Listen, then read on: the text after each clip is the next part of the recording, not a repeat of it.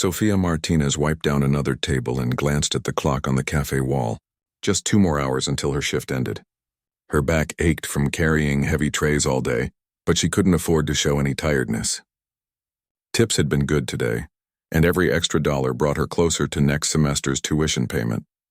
The afternoon sun streamed through the windows of Cafe Luminoso, catching the dust particles dancing in the air. It was a Tuesday, usually quiet, but today the small restaurant buzzed with energy. Sofia moved between tables with practiced ease, refilling water glasses and checking if anyone needed anything else. "Order up," called Roy from the kitchen window. Sofia hurried over to collect 2 plates of pasta, carefully balancing them on her arm before delivering them to the couple by the window. "Anything else I can get for you?" she asked with a genuine smile that reached her eyes. The woman requested more Parmesan and Sofia nodded, already turning toward the kitchen. This had been her life for 3 years now, working double shifts at the cafe while attending night classes at the local music conservatory. At 26, Sofia felt time slipping away from her dream of becoming a concert pianist fading with each passing year. But whenever doubts crept in, she would remember her grandmother's words. Talent doesn't disappear, it waits for its moment. Sofia had been playing piano since she was 5 years old. Back then, her family could afford lessons with Mrs. Patel, a retired music teacher who recognized Sofia's natural talent immediately. But when her father lost his job during the economic crash, the lessons stopped. The family piano was sold soon after. For years, Sofia could only play on the out-of-tune upright at her school, sneaking into the music room during lunch breaks. Now, she practiced whenever she could on the conservatory's pianos after her classes, often until the janitor kindly but firmly told her it was time to lock up. Her fingers would sometimes move in piano patterns while she carried plates or wiped down tables, working through difficult passages in her mind. "Sofia," her manager's voice snapped her out of her thoughts. Lisa beckoned her over to the counter, excitement clear on her face. Sofia quickly delivered the Parmesan and walked over. "What's up?" she asked, tucking a stray curl behind her ear. Lisa was practically bouncing. "You won't believe it. We just got a call from Maxwell Richardson's personal assistant." Sofia's eyebrows shot up. Everyone in the city knew that name. Maxwell Richardson was the founder of Rich Tech, a software company that had exploded in value over the past decade. His face appeared regularly on business magazines, and rumors about his lavish lifestyle were constant fodder for local gossip. "What did they want?" Sofia asked, already guessing it wasn't a reservation for lunch. "They want us to cater his annual charity gala. This Saturday." Lisa clutched Sofia's arm. "Do you know what this means for us?" "His events are covered by every media outlet in the state. It's the kind of exposure we could never afford to buy." Sofia shared her excitement. More business for the cafe meant secure jobs for all of them. "That's amazing." "But why us? Doesn't he usually hire those fancy catering companies from downtown?" Apparently, his regular caterer canceled last minute. "Some family emergency." His assistant said they'd heard good things about our food from someone who attended a wedding we catered last month. Lisa lowered her voice. "And they're paying triple our normal rate." "Triple, Sofia." The cafe staff spent the rest of the week in a frenzy of preparation. The event would host 60 of the city's wealthiest and most influential people. The pressure was immense. One negative review from anyone in that crowd could seriously damage their reputation. But the opportunity was too good to pass up. On Friday afternoon, Lisa called everyone together for a final briefing. The small staff gathered in the back room, all looking equally nervous and excited. "I've assigned roles to everyone for tomorrow," Lisa explained, handing out printed sheets. "Sofia, you'll be serving the main table where Richardson himself will be sitting." Sofia's stomach dropped. The main table meant the most scrutiny, the most pressure. She glanced at her coworker May, who gave her a supportive thumbs up from across the room. "Remember," Lisa continued, her voice serious, "these are our most important clients ever. One mistake could cost us future contracts worth more than we make in a year. Be invisible, be efficient, be perfect. No small talk unless they initiate it. No opinions. No personalities. Just serve the food, pour the drinks, and make everything appear magically without them noticing you're there." Everyone nodded solemnly. Sofia tucked the assignment sheet into her pocket. After the meeting broke up, May came over and bumped Sofia's shoulder gently with her own. "Main table, huh? Fancy," she teased. "Don't spill soup on any billionaires," Sofia groaned. "Thanks for putting that image in my head. I'll be having nightmares about exactly that tonight. May laughed. You'll be fine. You're the most graceful server here. That's probably why Lisa picked you. Maybe, Sophia sighed. I just hope I don't mess up. This feels like such a huge deal. It is a huge deal, May agreed. But also, they're just people who eat food same as anybody else. Extremely rich people, but still. That night, Sophia could barely sleep. She kept imagining worst-case scenarios. Dropping a tray of champagne glasses, mixing up orders, or saying something embarrassing to Maxwell Richardson himself. When her alarm went off at 6 a.m., she had maybe gotten 3 hours of broken sleep. She spent extra time getting ready, making sure her black uniform was perfectly pressed and her hair was neatly tied back in a bun. No jewelry, no perfume, nothing that would draw attention to herself. Just as Lisa had instructed, invisible. The staff arrived at Richardson's lakeside mansion at 3 p.m. to set up. Sophia's jaw dropped when their van pulled through the gates.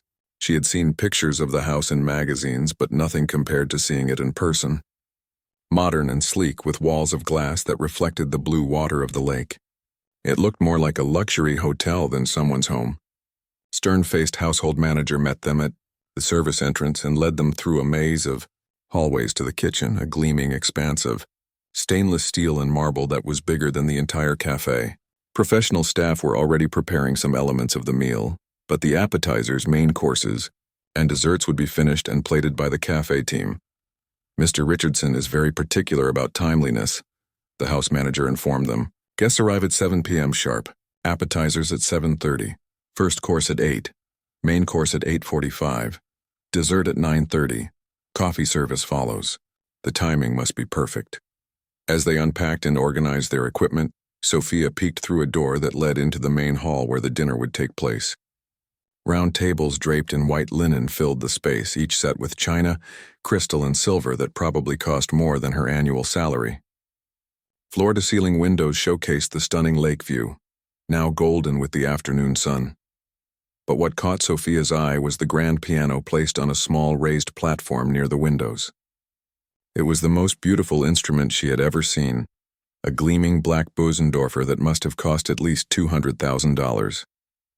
Her fingers itched to touch those keys, to feel the action, to hear the sound. It seemed almost criminal for such a magnificent instrument to sit there unused. Beautiful, isn't it? A voice said behind her. Sophia jumped and turned to find an older man in a chef's uniform. His kind eyes crinkled at the corners as he smiled at her. It's incredible, Sophia replied, turning back to look at the piano. Do you know if someone will be playing it tonight? The chef shook his head.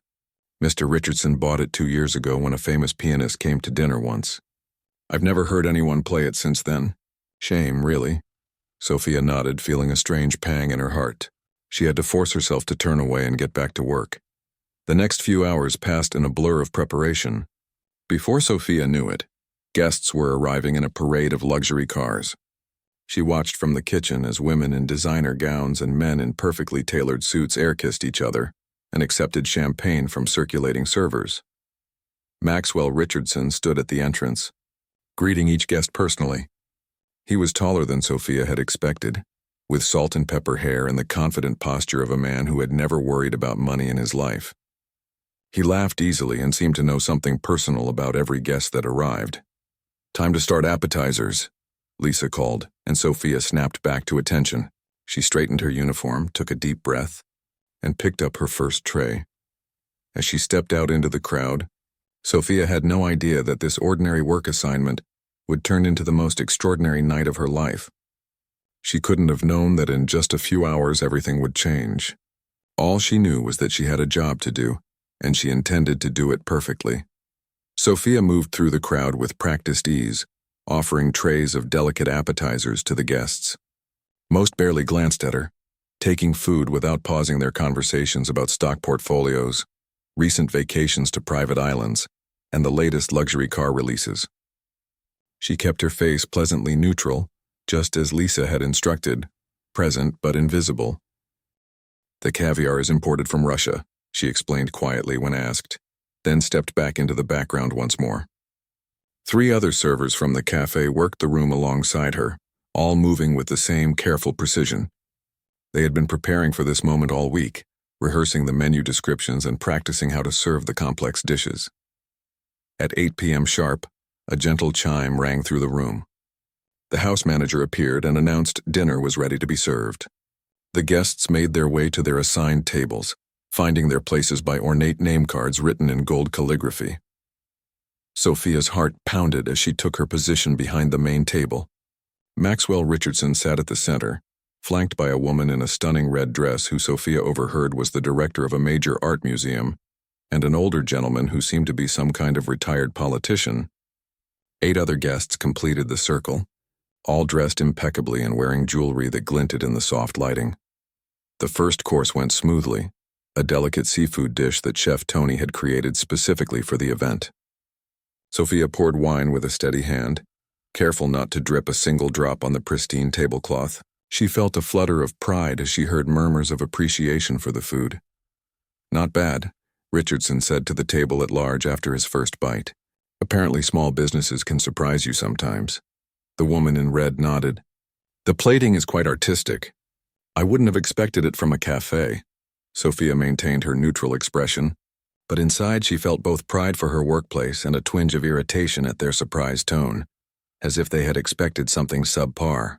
Café Luminoso might not have Michelin stars, but their food was made with care and skill. The conversation at the table flowed from topic to topic: the latest exhibition at the museum, a new tax law that several guests found concerning, and eventually to Richardson's latest business acquisition, a tech startup that had developed some kind of revolutionary artificial intelligence. They claimed it would take 5 years to complete the project, Richardson said, swirling his wine. "I'd told them they had 18 months or I'd pull my investment." The table laughed appreciatively, and Sophia noticed how they all seemed to mirror his reactions. Laughing when he laughed, nodding seriously when he made a point. It reminded her of a court with Richardson as king. The main course arrived: perfectly cooked beef tenderloin with seasonal vegetables and a rich reduction sauce. Sophia and another server named Huang worked in tandem, placing each plate precisely in front of its intended recipient. As Sophia leaned forward to set down a plate, the guest beside her shifted unexpectedly in his chair, bumping her elbow. She recovered quickly, keeping the plate level, but in steadying herself, her arm brushed against Richardson's sleeve. The touch was feather-light, barely noticeable, but Richardson immediately looked up, his conversation cutting off mid-sentence. The table went quiet, everyone's eyes moving to the interruption in their evening. "I'm very sorry, sir," Sophia said quietly, stepping back. Richardson dabbed at his sleeve with his napkin, though there was nothing to wipe away. "No harm done," he said, but his tone didn't match his words. He looked at Sophia more carefully now, as if actually seeing her for the first time. "Except perhaps to this," he added, tapping his wrist. "The watch she just touched costs more than she'll make in 5 years. An uncomfortable laugh rippled through the table. Sophia felt heat rise to her face but kept her expression neutral, focusing on placing the remaining plates. Her hands wanted to tremble, but she forced them to remain steady. "I am very sorry, sir," she repeated. "It won't happen again." She should have moved on then, should have stepped back into the shadows as she'd been trained to do. But Richardson wasn't finished. "Tell me," he said, his voice carrying clearly around the table, "do you enjoy serving at events like these? Getting a little glimpse into how the other half lives?" Sophia froze, unsure how to respond. This wasn't part of the script. Servers weren't supposed to become the focus of conversation. She could feel Lisa watching from across the room, probably panicking about what this might mean for their contract. "I'm grateful for the opportunity, sir," she said finally, the practiced response feeling wooden in her mouth. Richardson smiled, but it didn't reach his eyes. He turned to his guests. "You have to admire the diplomacy. I wonder if they teach that in server training or if it's just survival instinct." More laughter around the table, slightly louder this time. The woman in red looked uncomfortable, but she smiled politely anyway. Richardson turned back to Sophia. "What's your name?" "Sophia, sir." "Sophia," he repeated as if testing the word. "And what do you do when you're not serving the elite of our fair city? Are you in school? Do you have ambitions beyond carrying plates?" The questions felt like tiny barbs designed to emphasize the distance between his world and hers. Sophia knew she should give another bland, forgettable answer, but something in his smug expression made a spark of defiance flare inside her. "I study at the city conservatory," she said, her voice quiet but clear. I'm a pianist." This revelation seemed to delight Richardson. His eyebrows shot up and a genuine smile spread across his face for the first time. "A pianist? How unexpected. And here I thought you might say business administration or something equally dull." He gestured around the table. "We have a musician among us tonight, hidden in plain sight." The guests all turned to look at Sophia with new interest. The woman in red smiled encouragingly. "What kind of music do you play?" asked an older woman with a pearl necklace that looked heavy enough to cause neck pain. Before Sophia could answer, Richardson cut in. "Oh, I'm sure it's all very entry-level. Beginner's Bach and such. The conservatory has to take anyone who can pay tuition these days." Sophia's cheeks burned. She was in the advanced program, had earned a partial scholarship, and had recently been selected to compete in the prestigious Wilson competition. But explaining all that would only make her sound defensive. "I focus on romantic and early 20th century composers," she said simply. "Chopin, Rachmaninoff, Debussy." Richardson's eyebrows rose even higher. "Rachmaninoff. Ambitious. Those are quite difficult pieces, aren't they? All those big chords for small hands." He turned to the table. "My mother forced piano lessons on me for years. Hated every minute, but I can still recognize the challenging pieces when I hear them named." The retired politician nodded. "My grandson is learning piano. His teacher says his hands are too small for the advanced repertoire. Not everyone has the physical attributes necessary for true excellence." Richardson agreed sagely. He looked back at Sophia, who was still standing beside the table, trapped in this unexpected spotlight. "Though I suppose even modest achievements have their place." Sophia could feel her carefully maintained professional mask slipping. The dismissive way he spoke about something she had dedicated her life to cut deeper than any comment about her role as a server ever. Could Richardson seem to notice the change in her expression, and something in his eyes brightened, as if he'd found a new form of entertainment. He gestured toward the grand piano that Sophia had admired earlier.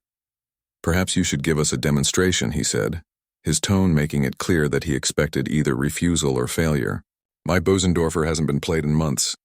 I bought it mainly for decoration, you see." His guests laughed again, a sound Sophia was beginning to hate. The woman in red looked mortified now, but remained silent. "I don't think that would be appropriate, sir," Sophia said carefully. "I'm here to serve dinner." "Nonsense," Richardson waved his hand dismissively. "Consider it part of the evening's entertainment." "I insist." Sophia glanced desperately toward Lisa, who stood frozen near the kitchen door. This wasn't part of their contract. This wasn't what they had prepared for. But the look on Lisa's face was clear. They couldn't afford to refuse anything the client requested, no matter how unreasonable. "Mr. Richardson," the woman in red finally spoke up, her voice gentle but firm. "Perhaps we should let Sophia return to her duties. I'm sure the kitchen needs her assistance." "The kitchen has plenty of help," Richardson countered, his eyes never leaving Sophia's face. "I'm curious now. It's not every day you discover hidden talents among the staff." He turned to the table at large. "What do you say? Shall we have a little musical interlude before dessert?" Several guests nodded enthusiastically, seemingly relieved that their host had found a new source of entertainment. Others looked uncomfortable but didn't object. "Well, Sophia?" Richardson prompted, a challenge in his eyes. "One piece. Show us what they're teaching at that conservatory of yours." Sophia stood frozen, her mind racing. Playing for this crowd hadn't been part of her evening plans. She wasn't prepared, hadn't practiced today, and the pressure of the situation made her fingers feel cold and stiff. But beneath the panic, a new feeling was taking root, determination mixed with a flash of anger. This man thought he could use her as casual entertainment, expected her to either embarrass herself or refuse and be mocked either way. What he didn't know was that music was the one place where Sophia never felt small or insignificant. When she played, she wasn't a waitress or a struggling student. She was exactly where she belonged. She looked at the magnificent piano, then back at Richardson's smug face, and made her decision. "Yes," Sophia said, her voice stronger than she expected. "I'll play one piece." A ripple of surprise passed through the guests. They had clearly expected her to refuse. Richardson's eyebrows rose slightly, but he recovered quickly, gesturing toward the piano with exaggerated courtesy. "The floor is yours," he said. "Though I must warn everyone, the acoustics in this room are excellent, so any imperfections will be quite noticeable." Sophia walked toward the piano, her heart hammering against her ribs. She could feel every eye in the room on her back. The other servers had stopped their work to watch, and she caught a glimpse of May giving her a worried look from near the kitchen door. The Bosendorfer gleamed under the soft lighting, its polished surface reflecting the chandelier above. As Sophia approached, she felt a familiar calm begin to settle over her. Whatever happened next, she would have touched one of the finest pianos ever made. That was something no one could take from her. She sat down and adjusted the bench, taking her time despite the impatience she could feel from the watching crowd. The keys were cool beneath her fingertips as she rested her hands lightly upon them, getting a feel for the weight and action. What should she play? Something technically impressive to shut Richardson up? Something beautiful to move the audience? Her mind raced through her repertoire, searching for the perfect piece for this bizarre moment. And then she knew. Rachmaninoff's Piano Concerto No. 2. The piece began with deep, resonant chords that would showcase the piano's magnificent bass register, building to technically challenging passages that would prove her skill, while remaining emotionally accessible to listeners who might know nothing about classical music. Sophia took a deep breath, closed her eyes for a moment, and began to play. The first chords filled the room, instantly transforming the atmosphere. Several guests who had been whispering among themselves fell silent. The rich, powerful sound seemed to vibrate through the floor itself. Sophia had played this piece hundreds of times, but never on an instrument like this. The Bosendorfer responded to her touch with astonishing sensitivity, allowing for nuances she had only imagined before. As her initial nervousness faded, she leaned into the music, letting it flow through her. At the table, Richardson's smug smile had frozen on his face. He had clearly expected fumbling, hesitant playing, the kind produced by someone with modest training trying to tackle a piece beyond their abilities. What he was hearing instead was the confident interpretation of a skilled musician who knew exactly what she was doing. The piece moved from its brooding opening into a faster, more complex section. Sophia's fingers flew across the keys, her muscle memory taking over completely now. She was no longer thinking about the wealthy audience or Richardson's challenge or even her job. There was only the music, the conversation between herself and the piano. Across the room, Lisa stood with her mouth slightly open, a tray of desserts forgotten in her hands. She had known Sophia was studying music, of course, but had never heard her play. None of them had. The disconnect between the quiet, efficient server they knew and the passionate musician before them was startling. As Sophia moved into the most technically demanding part of the piece, her body swayed slightly with the rhythm. A strand of hair had come loose from her neat bun and curled against her cheek, but she didn't notice. The music had carried her away to a place where nothing else mattered. Richardson's guests exchanged glances, their expressions a mix of surprise and genuine appreciation. The woman in the red dress was smiling now, her eyes never leaving Sophia's hands. The retired politician had closed his eyes, his head moving slightly in time with the music. Halfway through the piece, Sophia made a small technical error, her left hand slipping on a difficult passage. In a normal performance, she would have been devastated, but here, in this strange situation, it hardly seemed to matter. She recovered immediately and continued, the moment passing so quickly that only the most knowledgeable listeners would have noticed. One person who did notice was a slender woman with silver hair seated at a table near the windows. She leaned forward slightly, her attention completely focused on Sophia now. Unlike the others, she wasn't watching with surprise or amusement, but with the calculating gaze of a professional assessing talent. As Sophia approached the final section of the piece, the music grew more intense, building toward its emotional peak. The room seemed to hold its collective breath. Even the kitchen staff had emerged to listen, standing quietly near the doorway. When she struck the final chords, letting them resonate through the room before lifting her hands from the keys, there was a moment of complete silence. It was as if no one quite knew how to react to what they had just witnessed. Then the silver-haired woman began to applaud, rising to her feet. Others quickly followed suit, the applause spreading through the room until even Richardson himself was clapping. Though his expression remained difficult to read, Sophia stood on slightly shaky legs and gave a small bow, her face flushed with exertion and emotion. The adrenaline that had carried her through the performance was beginning to ebb, leaving her feeling suddenly exposed and uncertain. What had she done? Would Lisa be angry that she had disrupted the service? Would she lose her job over this? As she turned to go back to her duties, Richardson stood up, blocking her path. That was He paused, seeming to search for the right word. Unexpected? Sophia met his eyes. "Thank you for the opportunity to play such a beautiful instrument, sir," she said formally, trying to step back into her role as server.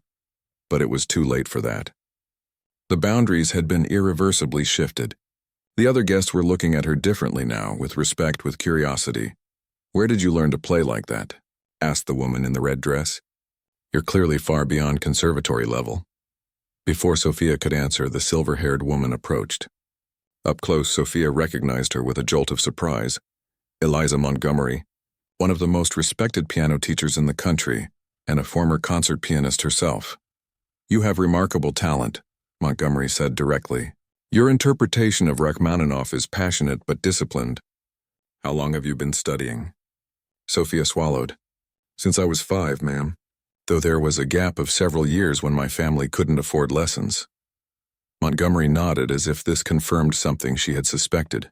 "And who is your teacher now?"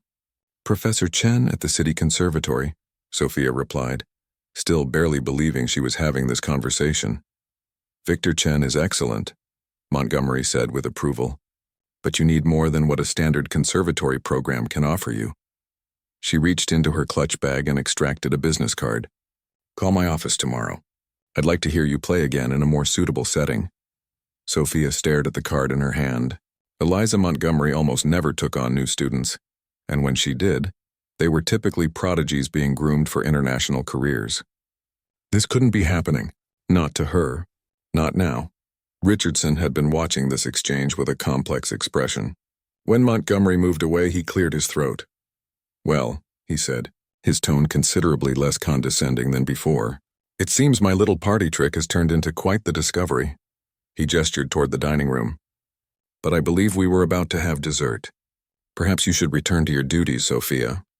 It was a dismissal, but a gentler one than she had expected.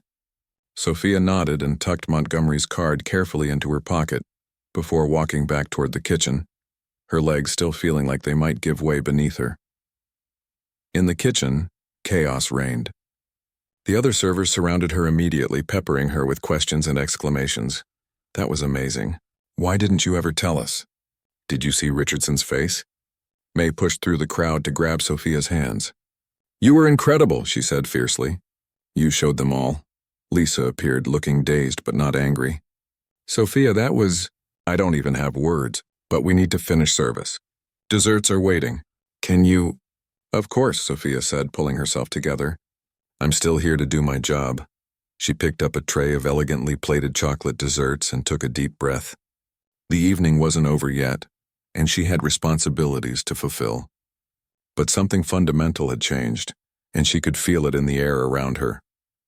As she pushed through the door back into the dining room, Sophia noticed something different. The guests were watching her now, whispering to each other as she passed. She was no longer invisible. At Richardson's table, the conversation had shifted. They were discussing music now, sharing stories about memorable performances they had attended. When Sophia placed the desserts before them, the woman in red smiled at her warmly. "Thank you," she said, the simple courtesy standing out only because it was the first time all evening anyone at the table had acknowledged her service. Sophia nodded and continued her work, moving between tables with the same efficiency as before. But inside her mind was racing ahead. What would happen tomorrow when she called Eliza Montgomery's office? Was this truly the chance she had been working toward for so long? As the evening began to wind down and guests started to leave, Sophia noticed Richardson standing alone by the piano, one hand resting lightly on its polished surface, deep in thought. She wondered what he was thinking, whether he regretted his attempt to embarrass her, whether the music had touched him at all. But it didn't really matter now. Whatever his intentions had been, the result was something neither of them could have predicted. Sometimes humiliation could turn into opportunity in the most unexpected ways. Sophia touched the business card in her pocket like a talisman. Tomorrow would bring what it would bring. For tonight she had played a Busendorfer, and she had played it well. That was enough. The morning after the gala, Sophia woke to the insistent buzzing of her phone. Sunlight streamed through the thin curtains of her small apartment as she fumbled to silence the alarm, only to realize it wasn't her alarm at all. Someone was calling her at 7:15 a.m. on a Sunday. Hello? She answered groggily, not recognizing the number. Sophia Martinez? The voice was crisp and professional. This is Diane, Professor Montgomery's assistant. I'm calling to schedule your audition. Sophia sat up straight, suddenly wide awake. My audition already? I thought I was going to call later today. Professor Montgomery instructed me to contact you first thing this morning. She doesn't like to waste time when she finds exceptional talent. There was a pause. Is that a problem? No. No, not at all, Sophia said quickly, pushing her hair out of her face. I'm just surprised. It's wonderful. Good. The professor has an opening at 2 p.m. today. Can you be at her studio by then? I'll text you the address. Sophia's mind raced. She had a shift at the cafe starting at noon. I'll be there, she said, already planning how she would ask Lisa for time off. After last night, surely her boss would understand. After hanging up, Sophia sat on the edge of her bed, trying to process everything that had happened. Less than 12 hours ago, she had been just another server at a fancy party. Now she had an audition with one of the most prestigious piano teachers in the country. It felt surreal, like a dream she might wake from at any moment. Her phone buzzed again. This time it was a text from May. Have you seen this? You're all over social media. Sophia frowned and opened the link May had sent. It was a video of her playing at Richardson's party, filmed by one of the guests and already shared hundreds of times. The caption read, "Waitress silences billionaire with stunning Rachmaninoff performance." Her stomach dropped. She hadn't realized anyone was recording her. The comments beneath the video were mostly supportive, praising her playing and criticizing Richardson's behavior. But seeing herself like this, exposed to the world without her permission, felt invasive. As she scrolled through the comments, another call came in. This time it was Lisa. Sophia, have you seen the video just now? I had no idea someone was filming. It's everywhere, Lisa said, sounding both concerned and excited. And that's not all. The cafe's phone has been ringing nonstop all morning. We've had 3 interview requests from local news stations, and Richardson's assistant just called. Sophia's hand tightened around her phone. What did they want? To book the cafe for 2 more events next month. And they specifically requested that you be part of the staff. Lisa paused.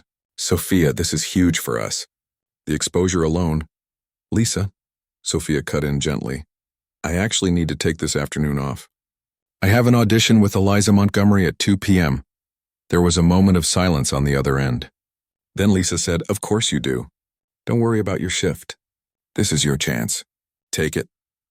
After hanging up, Sophia allowed herself one moment of pure joy, hugging her pillow to her chest and letting out a small squeal. Then she got to work. If she was going to audition for Eliza Montgomery, she needed to practice. Her apartment didn't have room for a piano. She could barely fit her bed and a small table in the studio. But she had a keyboard with weighted keys that she kept under her bed. She pulled it out, set it up on her table, and began her warm-up exercises. As her fingers moved through familiar patterns, Sophia's mind kept returning to the night before.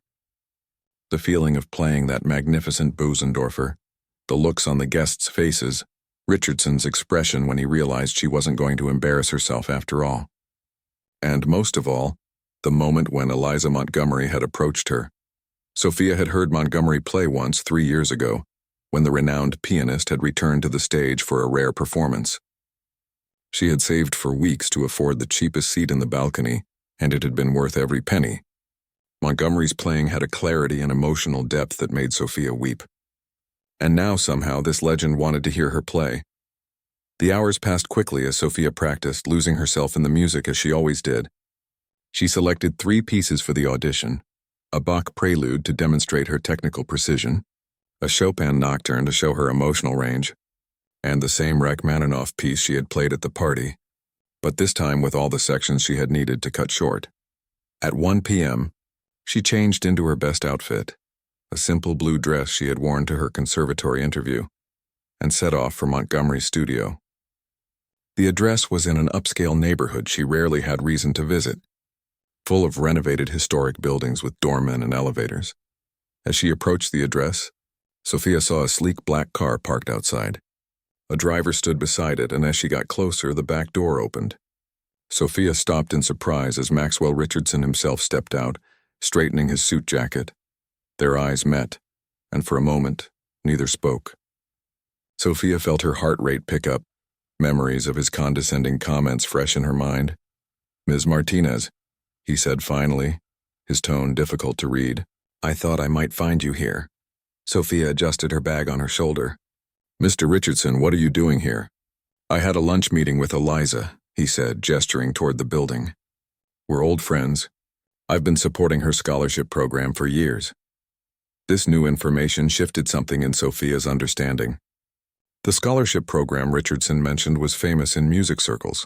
It provided full funding for talented students from disadvantaged backgrounds. "I see," she said, unsure what else to add. Richardson looked uncomfortable, something she wouldn't have thought possible based on his confident demeanor at the party. "About last night," he began, then stopped, seeming to reconsider his words. "Your playing was exceptional.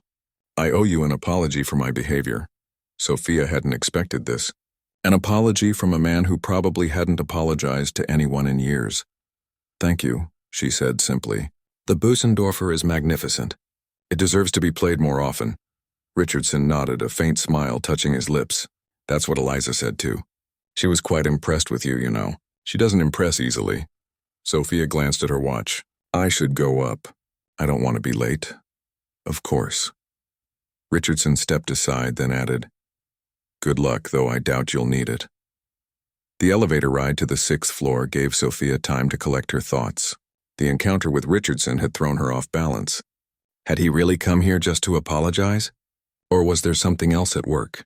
The studio door was opened by a woman in her 50s with a no-nonsense bob and sharp eyes. Diane, presumably. She led Sophia into a large, sun-filled room dominated by 2 grand pianos placed side by side. Eliza Montgomery stood by one of them, making notes on a sheet of music. "Sophia," she said warmly, looking up. "Right on time, excellent." She gestured toward the nearest piano. "Please make yourself comfortable. Take as much time as you need to adjust the bench and warm up."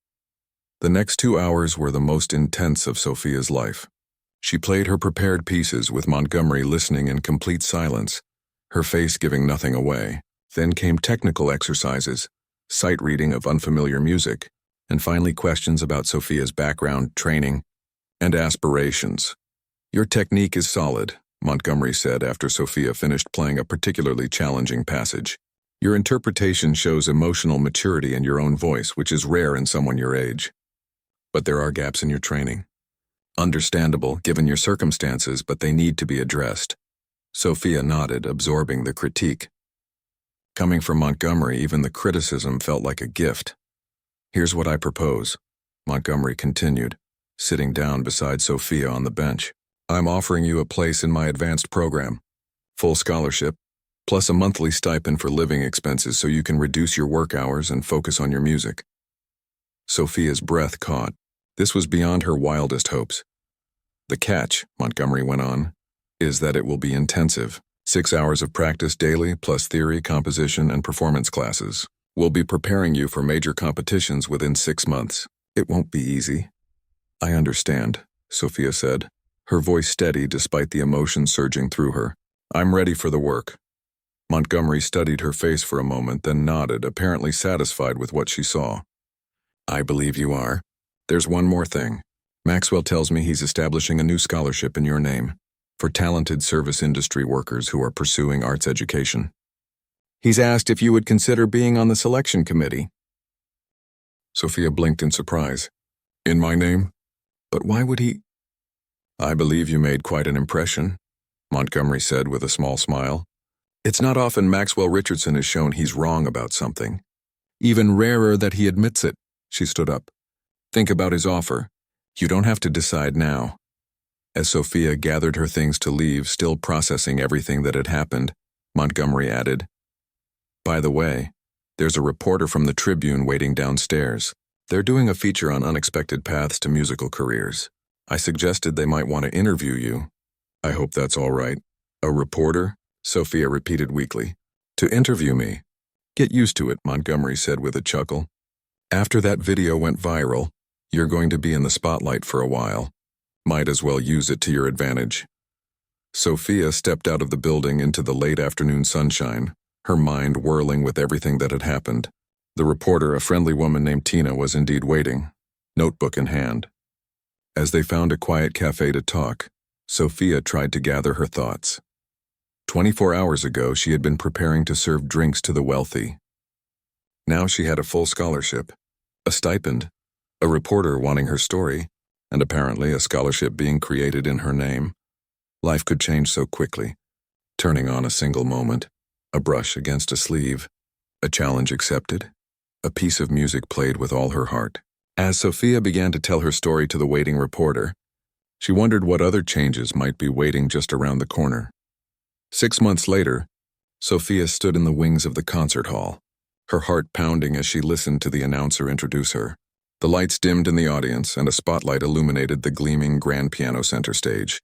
And now, making her debut performance with the City Symphony Orchestra, Sofia Martinez playing Rachmaninoff's Piano Concerto No. 2.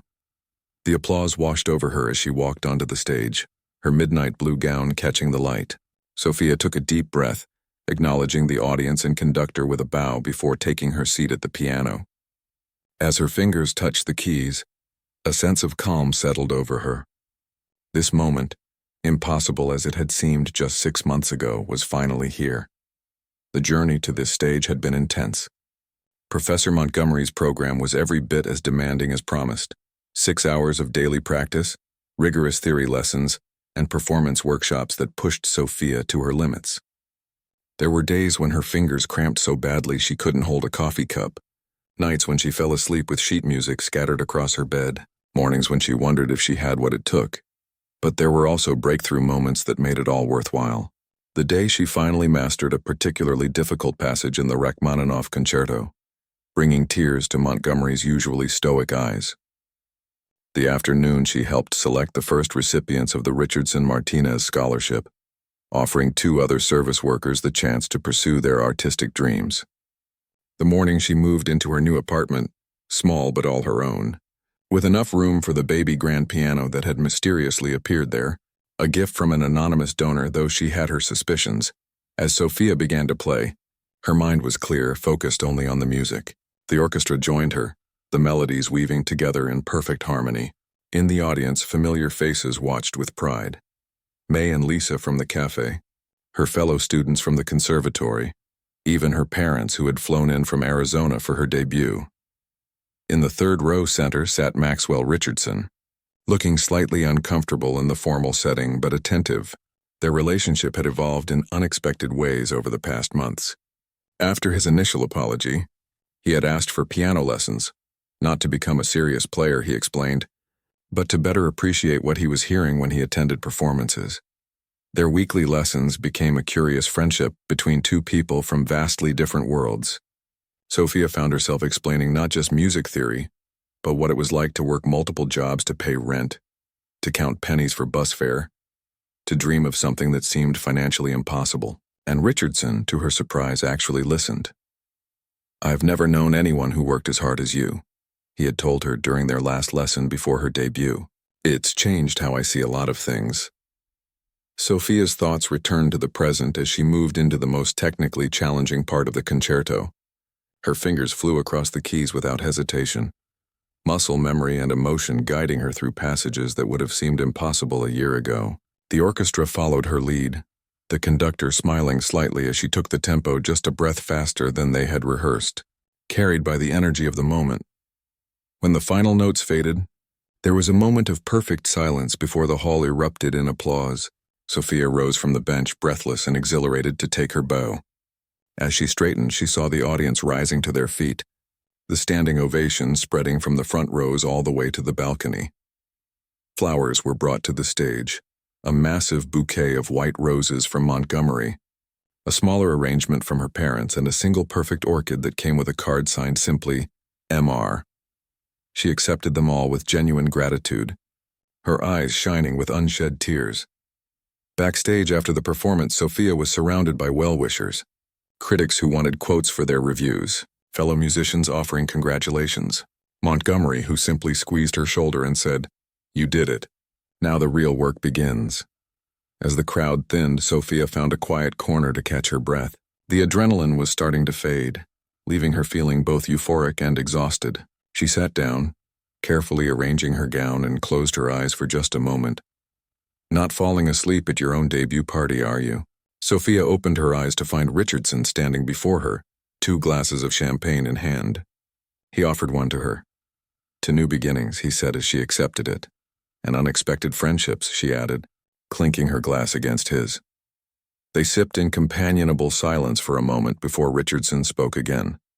The Tribune reviewer was practically composing poetry about your performance. You've made quite an impression, Sophia smiled.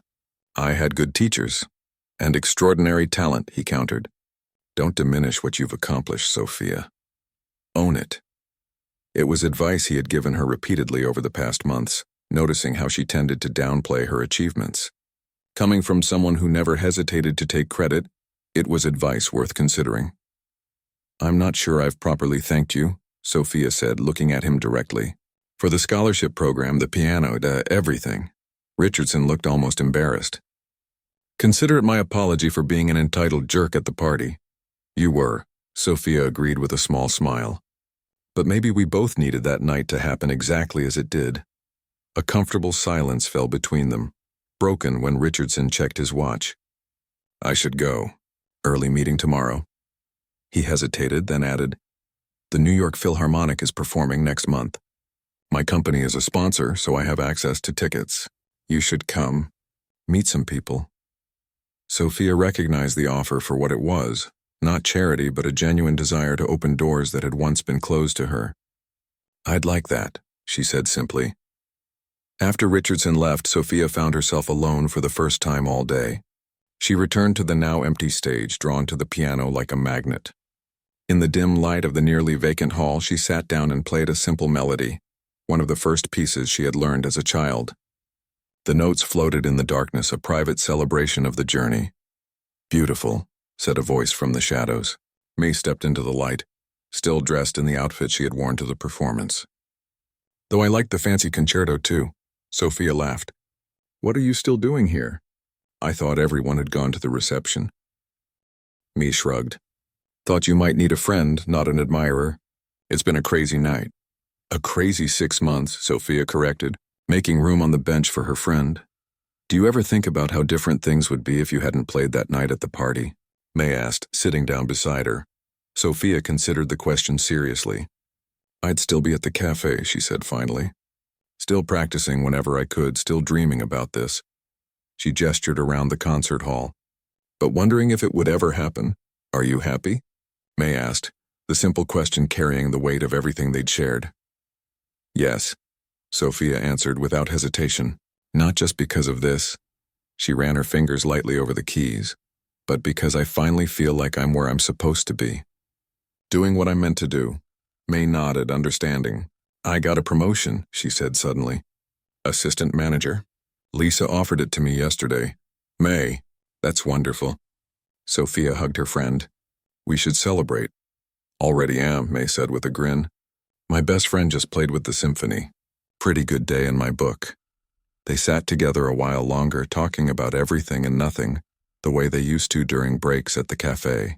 Despite all that had changed, this friendship remained a constant, grounding Sophia amid the whirlwind her life had become. Later that night, after the reception had ended and Sophia had returned to her apartment, she opened her laptop to find her inbox flooded with messages, interview requests, congratulations from fellow musicians, an invitation to audition for a prestigious summer festival in Europe.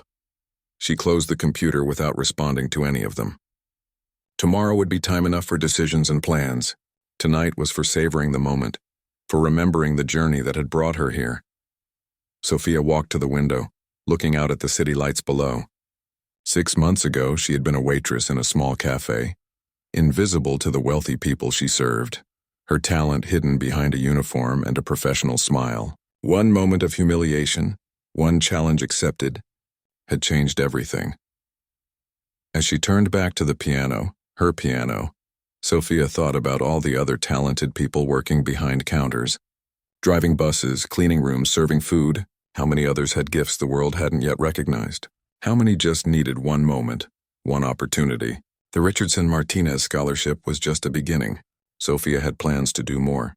Masterclasses in community centers, Free concerts in neighborhoods like the one she'd grown up in, mentoring for young musicians from backgrounds like hers, but that was for tomorrow and all the days after.